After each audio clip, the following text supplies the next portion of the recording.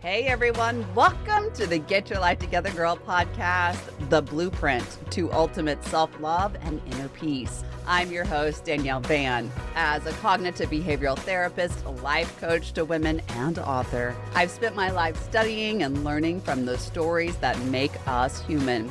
It's my passion and goal to help you shift your mindset and create a lifelong revolution to help you reach your greatest potential. Every day we have an opportunity to start over, to dig our heels in, extract what's working in our lives, and give ourselves permission to release what's not. As simple as that sounds, the radical act of starting over can be far more challenging and paralyzing for some. Yet no matter how many roadblocks we put in place or experience in our lives, the truth is each of us has the power to start over and begin again, no matter our circumstances, our age, or any other excuse that may be keeping ourselves trapped in small boxes that we were never meant to live within. This week, we're taking a one-on-one deep dive into starting over, how we must confront what makes us uncomfortable, and then we'll move through a plan on how to start over in grounded, centered, and mindful ways, and then we'll uncover how starting over leads us into ultimate self-love and inner peace in ways we never thought were possible. So let's shift our perspective and our ability to elevate our lives through a trusted and grounded blueprint to get there. The Get Your Life Together Girl podcast starts right now. Okay, ladies, it's time to lean into your deepest truth and ask yourself some really heavy but important questions. So here they are. Am I happy with my life? Do I love my life? Do I love myself? Am I at peace? I told you, big, heavy questions. I'm coming out swinging, aren't I? In all seriousness, this conversation is so needed and was inspired by two beautiful women who are long-standing community members of the Get Your Life Together Girl Instagram page. One has walked through hell, really picked herself up, chased her dreams, and then found herself fearful about the brilliant change she so necessarily created. And the other has been riding a roller coaster of a relationship that has caused far more harm than good. As we chatted this week, it made me realize how necessary this conversation is, not only for them, but for most of us. Starting over is never easy, yet most of us experience it at one time or another. Whether it's from a relationship ending, divorce, a job change, moving to a new city, a death, releasing trauma, or any small transition in life that throws us into a new space, onto new paths. All of those situations and experiences and, a million others that I haven't mentioned can be overwhelming and can really feel like full stops in our lives. And while starting over generally has a bad rap because of the way we feel, the truth is that starting over is often the path each of us needs to get our lives together, to find true self-love and inner peace, to get to a place where we feel fulfilled. Now, before you reject that statement, let me say, the biggest full-fledged restarts in our lives can be frightening. They can be scary as hell. They can cause us to tank and anticipate all of the unwanted outcomes that may possibly enter our lives. Many begin to honor the idea of struggle and sometimes refuse to be moved until they hit a breaking point and realize they must actually take action or they're going to be moved without their full participation. Even if you are not here today, it's likely that you have been here or you will meet this space again. If you have been here and things still don't feel settled or right, no matter how long it's been, you may have missed a few things along the way that can still change your mindset and the roadmap you are creating for yourself and your life. Life has a way of giving us full stop second chances, hell, third and fourth and, 400th chances so that we can elevate our lives through monumental breakthroughs and own our fullest sense of self, purpose, potential, and again, find that profound self-love. So let's jump in. Let's talk about what it takes to start over, how you can effectively and mindfully create something new. And then let's talk about how stepping into the wilderness of this new path can create self-love. But first, let's paint a picture, right? Let me give you a picture in your head that hopefully you can focus on anytime you need it and give you a deeper understanding of what true starting over really is. So I want you to picture yourself coming home alone. It's late, nearly pitch black outside, and you forgot to leave a light on both inside and out. And no matter how long you've lived there, that sense of being alone in the dark still has a way of rising and, creating a bit of nervousness and unsettlement inside of you. And as you unlock the door and move inside, you place your hand on the wall looking for that light switch. We've all done that, right? And you miss, and you begin to rapidly search until your fingertips caress that switch, flip it on, and the light fills the room. What happens in that moment? You look around, you see that everything's okay, that you really are alone, and then two things occur within you. A sense of safety finds you, and the anxiety that was building just seconds before is gone. You know that all is okay. You know that the path forward to, say, your bedroom is free of possible falls and tripping hazards, and that you have a sense of true, firm footing. All becomes right. That's starting over in a nutshell. And anytime you feel like starting over is impossible or just too hard, I want you to use that image. You are in a space of short-term anxiety building in the darkness, but all you have to do is flip on the switch. In that moment, in that second, you can see the light and move forward into the next new thing. So let's shine a flashlight on your path forward before we fully, flip on the switch. If you have listened to the podcast, you know that I love a great list of questions as well as definitions. These questions will greatly benefit you when you're starting over because it really helps you get to the root of why a fresh start is needed, how you want to feel during all of this, and what you need. And ultimately, it'll help you put a plan in place to do so. So grab that piece of paper because here we go. Question 1, standing where you are right now, who are you? Now, when I ask this question in private session, I often get a fast, I don't know, or I don't think I know, or just a silent shoulder shrug. But here's the deal. Every single person knows who they are on some level. I'm not saying you have to know exactly who you are in every aspect of your life because change asks us to redefine who we are, right? So you may not completely know, but at some level, you know who you are. So who are you? What are your values, your beliefs, your strengths, your perceived weaknesses? What emotions do you experience most? Who are you? Write it down. Do some deep dive thinking. This is important because we can't change what we don't understand. We cannot move our lives in a positive direction if we don't have a firm grasp on who we are, what we want, what we feel. And again, we all know at some level, but we rarely take time to think about it. So ask yourself that question. And then move into question 2. When you think about your overall wellness, your mental health, physical health, emotional, spiritual, and financial well-being, what are you most proud of?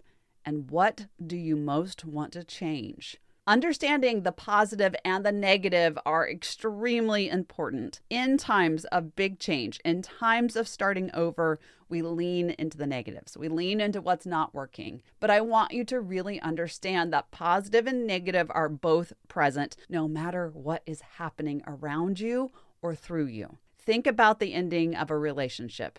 The searing pain we feel when love comes to an end can make us feel like we're unsteady, unlovable. We even use those words, I feel broken or I am broken. These feelings are certainly things we want to change in these moments. But after we know them, we can look at what we're most proud of and where we are. We may likely realize that there was something that we learned in that relationship about ourselves, about what we want, and we can be proud of that. When we lean into the positive, it gives us space to lean into the negativity without being tanked by it, right? We can look at what skills and practices and tools we need in order to make our changes. And again, if we don't come to terms with what's happening around us, we can't really get into a space of overall well-being. So what do you need? What are you most proud of? And what do you most want to change? What would happen if you continued to live your life where you are right now? This is question number 3. In those feelings, in the loss, in whatever it is that you're needing to move through and start over, how would you feel? What would happen if you didn't create all-encompassing change in your life? This is where most people get tripped up. It's right here. When we are thrusted into change, discomfort takes over, and so often what we do is we know we have to move forward, so we don't process our feelings. We bury them. We try to stand on top of them. But in order for the change to really work for us, we have to go all in. We have to lean in. We have to remember that all-encompassing change supports us in all areas of our lives. So emotionally, mentally, physically, spiritually, financially. And if we don't actually take a full spectrum view of all of those things, that change still kind of lies in wait, waiting for us to actually move forward. And it could be years if we are unwilling to actually do the work. So again, what would happen if you stayed right where you are? What would happen if you stayed where you are emotionally, but carried on with the physical actions of your life? I can tell you, you might get sick. You might really have big moments of other relationships ending because you're lashing out. You might actually have a break in your mental wellness, right? Or what would happen if you financially move on from getting a job, but you don't clean up those feelings of losing your dream job, or you don't really address the lack or unworthiness or disappointment that you may feel? You get it. What would happen if you didn't do the full work and leaned in? Question number 4. How would your life be different if you invested in yourself? That's a straightforward question, right? Don't overthink it. Just answer it. How would your life be different? And the last question is, are you a priority in your life? For most women, the answer is no. And you can really gauge whether you're a true priority in your life or not, because if you get to these moments, right, these full-fledged priority moments where change is knocking, new starts are necessary, you actually wouldn't be upended by them. You would have a moment that would be like, wow, this really kind of bites. And then you would say, all right, so plan B, C, and maybe Z didn't start the way or end the way that I wanted it to, but I can process it and I can move on. You would stop feeling frustrated and really decide, how am I going to process this? And if you are sitting in frustration right now, please stop. Put a pin in that feeling, in that emotion for just a moment, because I really do need you to hear me. It's okay to feel that way. It's okay if up until this point, until this moment, you haven't been a priority. Yes, it kind of sucks that that's been the case, but the great thing about change is it's change. You have the power to be a priority right now. So much research has come out recently showing that the vast majority of people don't consider themselves mentally ill, but they also don't consider themselves mentally well. A huge priority in this space is to really get into a place where you have solid mental, emotional, physical, spiritual, and financial health. That is where you are a priority in your life, where you are showing up. It starts within this moment, within this witnessing, and moving yourself into the number one position. And when you do so, you'll begin to see that life will take shape through the path that you so desire. Now with that, let's deep dive. Let's turn the light on, right, onto the path, into the room, and let's talk about how to mindfully, in a peaceful way, move forward. A bit of warning before we do that work, though. Do yourself a favor and don't announce you are starting over or making massive changes in your life. Just do it, right? Just actually move forward. You don't need validation about your choices from others. It may feel like you do, but seriously, you don't need to tell other people or ask for their thoughts and opinions, for their permission even.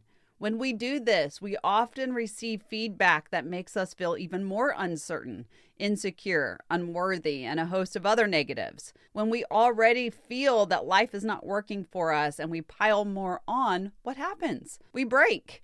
This is your life, so make your choices. Do what you must. Create your change. Create your path. And do it in a healthy way that allows you to prioritize your opinions. You can't let other people live your life for you, period. Okay, just as we started with the questions to help us reflect and get to the baseline of where we need to be and where we are right now, our first step in starting over is to accept where we are. We cannot start over by holding on to what has changed. Starting over means to begin again. That's the actual definition. We cannot shift what we will not witness. The questions you asked yourself helped you to know where you are. Now we can accept where we are. Remember, acceptance does not necessarily mean forgiveness or even understanding or even a lack of disenchantment or pain. It means that you witness something has occurred, you acknowledge it, and you're ready to address the moment. Acceptance is an act of choice. It's a willingness to be where you are, even when it's uncomfortable. The opposite of acceptance is denial. And at the root of denial is suffering. This too is a choice. So what choice will you make? I mean, that's the biggest question. What choices are you making for yourself right now? If you can accept where you are, you're going to likely realize that nothing lasts forever. Nothing. The only thing that lasts forever or the span of your lifetime is the relationship with yourself. And in that mindset that nothing lasts forever, we can include pain.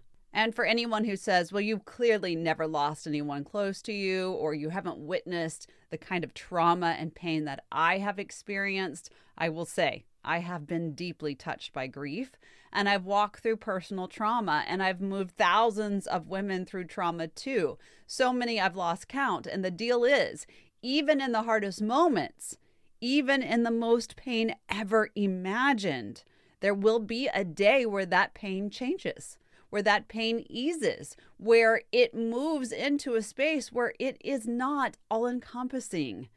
There is a space where we do have a change. In accepting where we are, we allow ourselves to move out of that center, out of the thoughts that sound like, I'll never love again. I'm never going to find a new job. I'm never going to be good enough for anything. Whatever it is, we move from that space. By accepting, we remove the emotions and we can get down to just the facts. This occurred, and then that occurred, and then here we are. This is the kind of acceptance that's necessary. Next, examine your value system. This is a big one. It's likely that your values, what you believe in, what you believe to be your truth, has shifted. If you're changing and evolving as a human and your responsibilities or circumstances have changed, guess what? Your values often do too. And we all know that happens as we age, as we actively seek growth or, experience massive change, but we often don't think about needing to do it whenever we are kind of thrusted into change. But when you have hit a crossroads in your life, it's important to take a step back, to examine what's important to you, just like those questions that we asked ourselves. Who are you? What is your core values now? What happens in your day-to-day life that really reflects your values? What important values are missing from your life now that things have changed? I would encourage you to take a moment to create a personal vision statement too. The act of writing something down and then reading it daily reinforces the message and tells the brain that there's a new pattern of thought that you want to engage in. So as you're creating this new vision plan for yourself, begin to create the new pattern of thinking too. A personal vision statement is, of course, a clear, concise summary of who you are and where you're going, what you want. It serves as an anchor when life pulls you in a different direction. Remember when I said in the very beginning, if you know who you are, massive change will not upend you. this is it, right? Because you know what you need. You know what you want. You know how you're going to get there. You know how you want to feel. When you have that personal statement in place, it's a guide for you to help you make decisions. And it goes back to who you are and those values, and it helps you stay focused so that you can achieve the why, your purpose. This is so needed in our lives, especially when we're in a state of new beginnings. And that's step 3 in starting over, right? Get down to the why and how. Again, when big things occur, we may never uncover why if we don't get down to the baseline, to the root. Contrast occurs in our lives to show us what we need.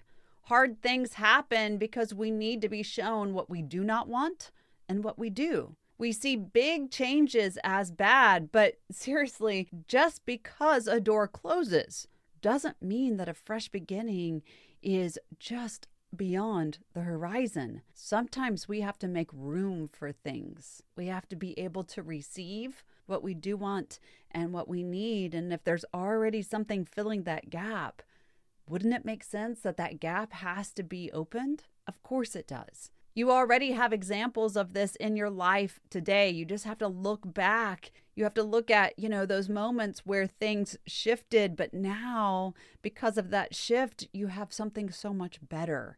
I'll give you a quick example of that, experience in my own life. In 2016, I had what I thought was a really great group of supportive girlfriends. Little did I know that in my absence, I was often the center of their negative conversations. A few of the women saw me as competition. I saw them as sisters. So we weren't in alignment.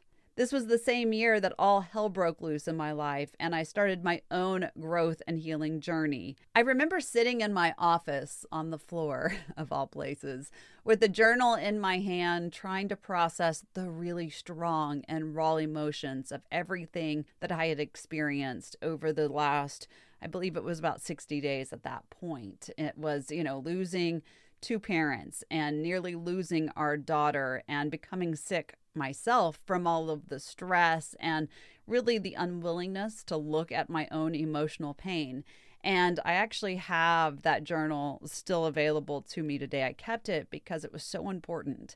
And in that moment, I wrote, I am willing to let go of anything and anyone that is holding me back and is not supportive in my life. Anyone that has ill intentions, is not supportive, or does not deserve my love and attention, I am willing to let it go. That was a blanket statement. I remember writing it with such fear because I refused to put any parameters on the statement. I didn't say that excludes my children or my very best friends or my husband.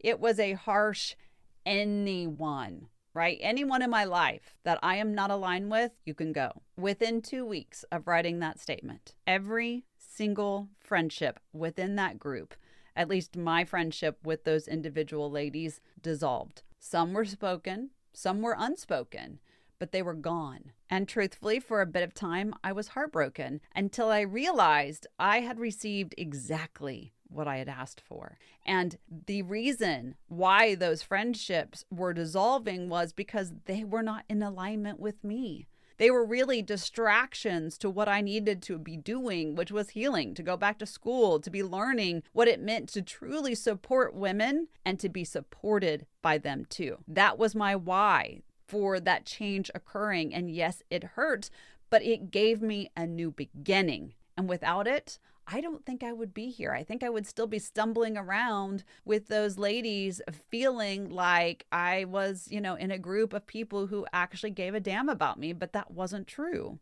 I knew that that moment really played a massive role in my life, and I look back at it now and I'm thankful that I was willing to lean in and do the hard work to accept where I was and to say, take it away. So I'm going to ask you to do that too. Why are you experiencing this change? What are the things that are happening in your life that maybe have ended or still need to be processed and let go of that are preventing you from doing the same, from finding out why you need to be doing this massive lean in of change? Write it out. Think about your goals. What are the small building blocks that will help you move yourself forward?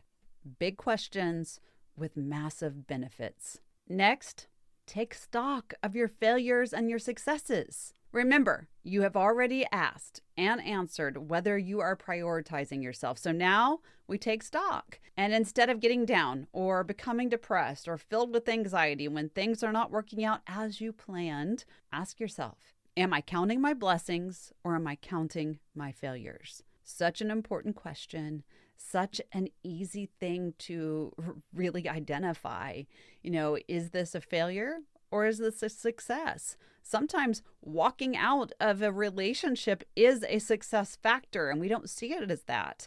If you've gone through a lot of emotional abuse or you've had this up and down, it's not serving you, that could be a success. So take stock. Am I counting my blessings or am I counting my failures? Write it all down. Even the smallest victories, right? I made a decision. That's a victory. Write every night, if you need to, about how well that day went for yourself, taking stock in those blessings or your perceived failures. Focusing on the positive helps you attract more of it, right? Because it moves our mindset into a space where we're looking for the good. And then I want you to really deep dive and look at what is working for you. Ask yourself, how can I elevate those things that are working? How can I make them work on a new level? How can I use them as the positive pushes for more growth, for more change? And from there, look at the purpose, look at the goals, look at making a decision and commit to change, because that's what it takes. Every new beginning can be life-altering if you don't just pass it by. I want you to really own the fact that life is only worth living if you're actually, truly living. If you've lost your job and all you've ever wanted to do was teach, could you see this as the open door? If your relationship ended, but you've always wanted to travel and explore the world, maybe this is the space that you get to do that. Maybe you're with somebody who felt like that was frivolous and didn't want to do that. So what is stopping you from really owning your life? Look at the moment, identify what's in it for you, and then create a set of goals and make decisions. Life is not going to wait for you. So the minute a change occurs, you need to say, how will I proceed? This is so important. And from there, you begin to organize your life. Do you need to go back to school? Do you need to do some healing work? Do you need to work with a therapist? What do you need? Remember, you can't change your life if you're not going to live in a way that you're not distracted. You know what you need and you want, but are you willing to go after it? About that whole going after it part. Here, we actually have to work up the courage to commit to change, right? It takes an act of bravery to see the change in our lives and lean into it. It's about vulnerability. It's about self-love. It's about showing up and self-respect and trust, right? It's not easy, but we do have to work up the courage to commit to change. Committing to anything, to any amount of change, is no easy feat. It does take a sense of awareness and intentionality. It takes all of those understandings that you uncovered with the questions you first asked yourself during our time together. Once you know your values, your goals, who you are, and where you're starting from, it's then time to map out your next move to commit to the change. In a lot of ways, this step is more about mindset and perspective than anything else. Rather than starting over, we need to then change our language from here on out. I'm not starting over. This isn't a breakup. This isn't a job loss. This is a life revolution. It is a growth phase. It is a fresh movement, a fresh start, a new path. It is a way to say, I am committing to myself. And from here, it only gets better. I am getting my life together and I am the one who's in charge. That feels good, doesn't it? How you speak to yourself matters. How you think in this process matters. In this space, it's going to make a massive difference whether you have put yourself into a positive mindset or a negative frame. How you speak to yourself really matters. Change the language from was or had to am and are. I was in a relationship. I am now single and exploring my needs. I was working as, now I'm headed back to school to follow my dreams. My life was an absolute mess. It was falling apart, but now I'm getting it together and I'm excited to see what unfolds. Watch your language externally and internally. Then commit. Commitment in the way that even when things get hard, when you feel like you want to quit, when you are really struggling, create a space where you still show up. Create a list of promises that you're willing to make to yourself, write them down, and keep reviewing them week after week. The more you feed your brain the positive, the more the brain looks for the patterns. I know I keep saying that, but I have to reinforce it. What you tell yourself so matters. Please actively speak to yourself in a way that you support your change instead of allow the change to support you in negative factors. Big, huge mindset shift. As you are moving along this new path, keep checking in on yourself, right? That's the next piece to all of this. Like anything you experience in life, you're going to have ups and downs because progress is never linear. It's not a straight line. Healing is not a straight line. Your life is not a straight line. Everything you experience is not linear. It has its ups and downs. And if you're at the point in your life where you're looking to create change, keep checking in on yourself and be so radically present that you know if things go south, you will be okay. You can and will get back up and try again because you know who you are and what you want. As you check in, prepare for the moments of weakness. Having moments of regression, stumbles, and challenges when you're moving into change is completely normal. In fact, I always say that it's not a step backwards, but instead it's a pin in the moment. It's saying, I can't move forward right at this moment. I need to collect a little bit more stability. I need to change my thought process. I'm just going to hold still for just a second, but you need to prepare for those moments. Don't see these moments as yet another full stop. Instead, just know that there is an ebb and flow to life and that true change is within your life, and therefore you're going to experience those moments. Lastly, I want you to celebrate the hell out of your progress, right? I want you to celebrate every single thing. Remember that you have to acknowledge progress in change, because if you're doing so much work, if everything's being burned down and you're not celebrating the good, the mindset tanks. For the women that inspired this conversation, they picked themselves back up, they created a plan, they did the work, they leaned in, and they have now come into a place where they are meeting their needs and desires, and they're finding that their life is shifting in true, tangible ways. That is available to you too.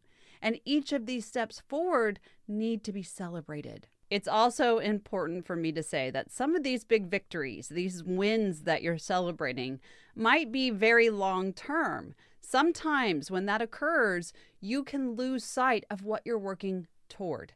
So instead, I want you to remember that the long run is actually a bunch of shorter runs.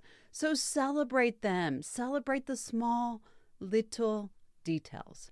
Feel good about each step you take. All of these pieces are really there to help you create and enjoy what you've really imagined for yourself. So those are the steps, right? That's the plan. Now, as to the question, how does all of this create self-love? And the answer to that is very short and very simple, right? I want you to think about what happens when you take control of yourself, of your emotions, thoughts, of your life in general. When you offer yourself compassion, trust, kindness, what happens when you see yourself in a new light, add new value? When you show up, you create self-love, right? The actual definition of self-love is to regard one's own well-being and happiness. It is plain and simple. When you're showing up, when you're taking these steps, when you're actively in your life, you are owning your well-being and happiness. It is self-love, right? Self-love is not one thing. It is a combination of things. It's the vessel. It is you. This is it. During significant times of transition, it is important that you look after yourself. Give yourself true care. Feed yourself mentally, emotionally, spiritually, physically, and financially. And build self-love through your actions. That's it. That's why all of this leads to self-love. That's why this leads to creating inner peace. This is a strength and power, force within your life.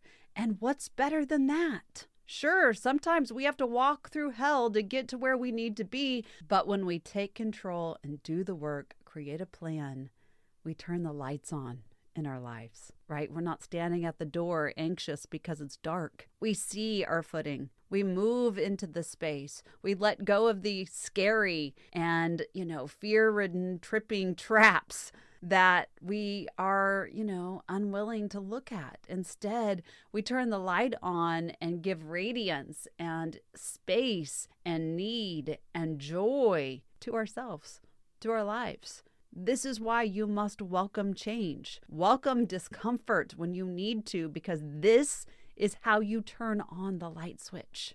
Do the work. Welcome change. You've got this. I promise you've got this, girl. And it is an essential step to getting your life together. Thank you so much for listening to the Get Your Life Together Girl podcast. If you've enjoyed these tips for bettering your life and are seeking daily inspiration, additional tools and tips, you can follow me on social media at Get Your Life Together Girl on Instagram, Facebook, and TikTok. And I invite you to visit the show notes, the blog, and my website at getyourlifetogethergirl.com. I also invite you to check out the new Get Your Life Together Girl Women's Circle. There's already 100 downloadable tools and practices available to you. It's updated weekly and available right now for only $9 a month. Until next time, be kind to yourself and others.